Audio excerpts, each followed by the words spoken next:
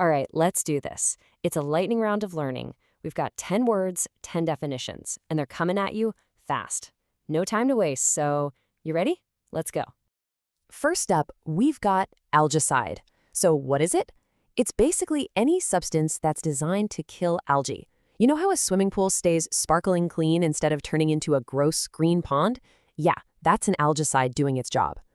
Next on the list, algophobia.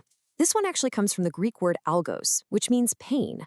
So it's this really intense, sometimes irrational fear of pain. We're talking more than just, not wanting to get hurt. It's a deep, constant dread of it. Okay, number 3 is alien. Now, this word kind of pulls double duty, right? It can mean a foreigner, someone from another country, or it can mean what we all think of from the movies, a strange being from a whole other world. All right, let's move on to alimony. This is the legal term for that financial support one person has to pay their ex-spouse after they split up or get divorced. And just like that, we're halfway there. Let's talk about allegory. This one is super clever because it works on 2 levels. On the surface, you've got a simple story or a poem or even a picture.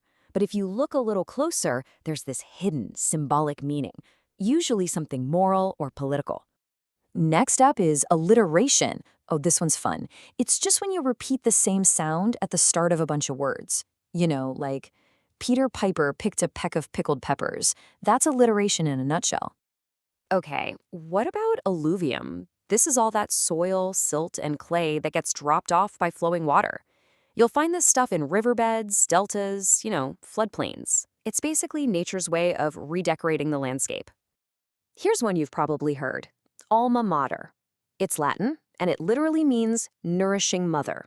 Kind of cool, right? We use it to talk about the school, college, or university you went to. Where you got all your academic nourishment. We're almost at the finish line. Let's talk about the almanac. This is one of those yearly books or calendars that's just jam-packed with info. It has everything. Weather forecasts, tide tables, stats, you name it, all for the year ahead. And our final word is alpinism. This is the sport of mountain climbing. And yeah, it's obviously connected to the Alps, but the term really applies to serious mountain climbing anywhere. And that's 10. We did it! Okay, time's up. Take a breath. We just flew through 10 words. So how many did you catch? Let's find out. It's quiz time. No pressure. This is just for fun. Ready? Here we go. Okay, first question. What's the term for a substance that kills algae? Think about that clean swimming pool. It is algicide. Next one. What do you call an intense fear of pain? Remember that Greek word algos? That's right. It's algophobia. Question 3. What's the word for a foreigner or, a creature from another planet? I bet you know this one. It's alien. All right, what about that term for money paid to a former spouse? That legal term is alimony. What do you call a story that has a hidden symbolic meaning? That clever 2-layered story is an allegory. Remember the tongue twister?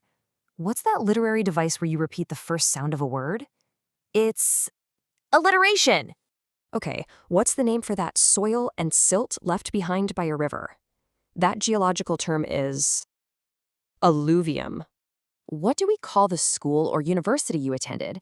Your old, nourishing mother is your alma mater. Almost there. What's that yearly book that's full of stats and forecasts called? It's an almanac. And for the last one, what is the sport of mountain climbing called?